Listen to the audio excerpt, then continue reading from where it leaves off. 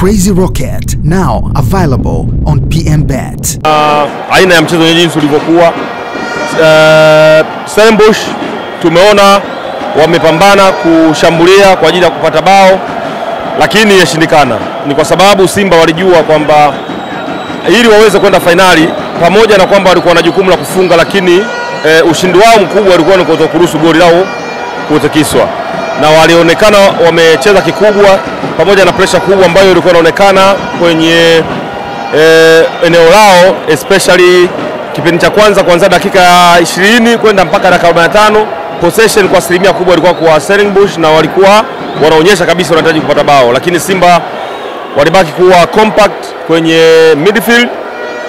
Kagoma na mwenzake Ngoma walikuwa imara sana kuhakikisha kwanza wachezi foul, cha pili hawaruhusu Stellenbosch kucheza mipira ya hatari kwenye nusu yao. Kwa hiyo second half tena wakatulia, na wote tumeona hawakuwa na pressure, na namna ambavyo pia goalkeeper Kamara amecheza naye kwa uzoefu mkubwa sana, namna ambavyo alikuwa anaipoza game ilikuwa inasaidia Simba kurudi kwenye mchezo. Kwa hiyo all in all Simba wamedeserve kwa sababu wamekuwa na wachezaji ambao wana uzoefu, wachezaji ambao wana uwezo, na kwa aina ya timu jinsi ilivyo sio ajabu kufika hapo walipofika. Nini wanatakiwa sasa kufanya katika mchezo wa finali katika kufukia ile mianya iliyojitokeza katika michezo hii ya awali?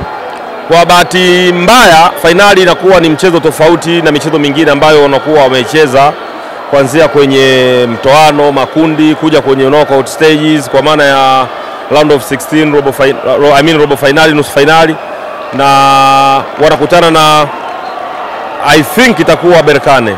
Naamini itakuwa Berkane. Mechi yao haijachezwa sasa hivi, sio? Berkane watoka Morocco. Simba wamecheza mechi nyingi sana za karibuni kutoka na Wydad, na hata Berkane wamewahi kucheza nao pia. Kwa hiyo sioni kwamba Berkane akiwa ni kikwazo kikubwa sana kwa Simba kuweza kuchukua ubingwa. Advantage Simba walikopo nayo kwenye finali ya michezo miwili, wanaanzia away, wanajua kumalizia kwa nyumbani. Umeelewa? Inaweza kawa ni Amani au Mkapa.